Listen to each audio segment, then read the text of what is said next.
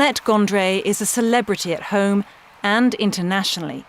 At her cafe in Bénouville in Normandy, she welcomes visitors from around the world, particularly from the UK. You've been biking a long way, have you? Dorset, Hampshire, Dorset, and this guy's in Bristol. Nice. Yeah, so I'm from Portsmouth. Yeah. Her visitors are thrilled to talk with one of the last people still alive who witnessed D-Day. 80 years ago, right here, on the night of the 5th to 6th of June, Arlette, her sister, and their parents lived through the Normandy landings. Their cafe, also their home, was the first to be liberated in occupied France. We suddenly heard above our heads the shutter from the dining room was being forced open. The window panes were being broken, so we thought the Germans were coming in to get us. Daddy left us, walked the few steps leading into the kitchen, and was faced by two soldiers who said to him, "Monsieur, it's okay, we're British, we've arrived."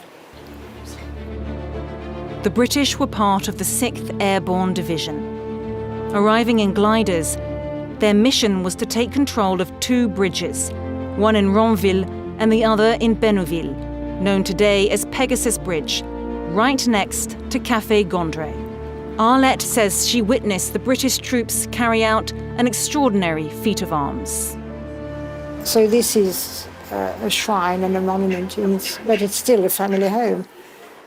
At the time, the village was important, the two bridges were important, the cafe was important. But whenever they returned where they were welcome with open arms, where we showered them with presents, we put them up. In the decades since, veterans and their families have continued to come to Café Gondry.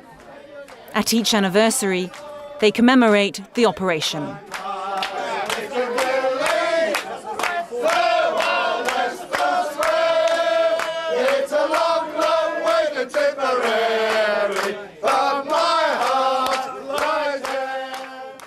Arlette has kept the memory alive, giving out champagne, just as her father did in June 1944.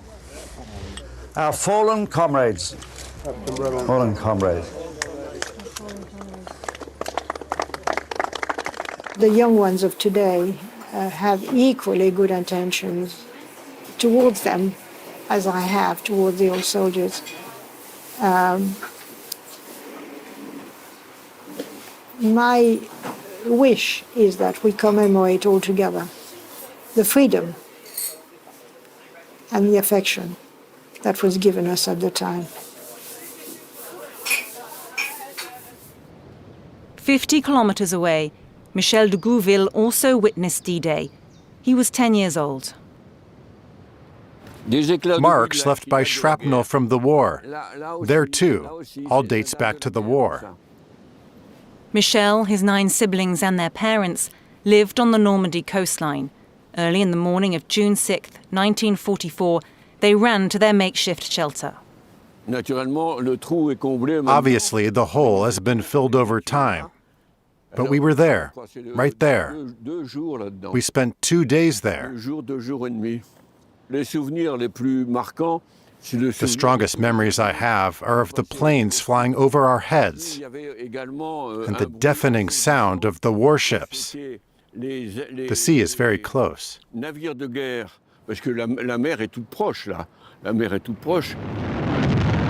guns pounded the shore batteries.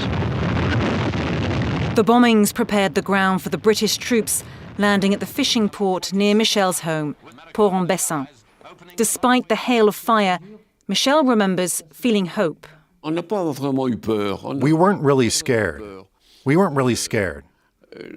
No, we were living with the hope of liberation and an end to the German occupation.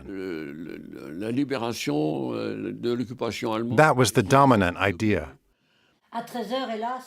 By his side, Michel's wife Marguerite has more traumatic memories of D-Day.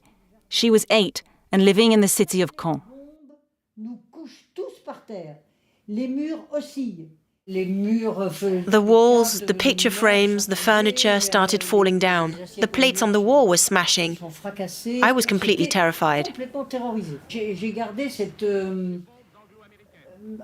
The terror I had of planes stayed with me for years.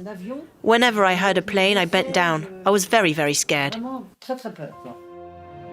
80 years later, the couple from Normandy have not forgotten those trying hours. It was a turning point in history, the end of the occupation. It was really quite something. We often welcome Americans, Germans, English people here, and when I see children, I talk to them about it. I tell them, when I was 8, when I was your age, I witnessed the landings. I was there for D-Day. I was 8 years old, I was in Caen. I make the link between what we lived and the good fortune we had to have been saved. It was a miracle. That's what I remember. C'est ça que je retiens, surtout.